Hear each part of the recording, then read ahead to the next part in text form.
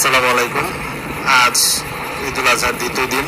আন্তর্জাতিক সাহায্য সংস্থা কাতার চ্যারিটির অর্থায়নে ভৈরবে হাজী আসমত আলী বালিকা এতিমখানায় 1200 এতিম পরিবারের মাঝে কোরবানির গোশত বিতরণ করা হবে। আর সারাদিন আমরা সেখানে থাকবো, দেখাবো আমাদের বিশাল কর্মযজ্ঞ, আপনাদেরকেও দেখাবো। চলেন তাহলে আমরা একসাথে যাই ভৈরব গিয়ে দেখা হবে, কথা হবে। চলেন।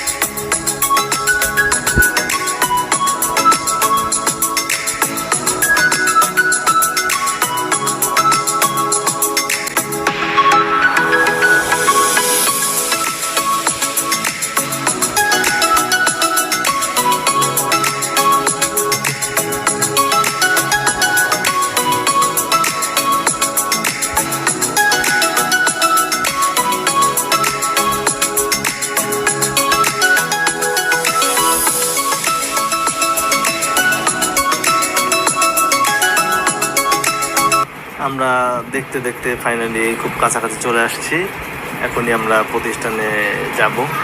একটা কথা মনে রাখবেন, মানে কাউকে কিছু দেওয়ার মাঝে যে একটা আনন্দ, যে একটা তৃপ্তি, এটা আসলে বলে বোঝানো যাবে না। মানুষকে দান করার মাঝে নিজের মধ্যে খুব ভালো একটা অনুভূতি আসে, যেটা আসলে মুখে বলে বোঝানো যাবে না। আমরা চলে আসছি আমাদের এতিমখানায়। এখানে প্রায় 9টা গরু কেনা হয়েছে। 9টা গরু থেকে এক একটা পরিবারের মাঝে 1 কেজি করে গোশ দেওয়া হবে।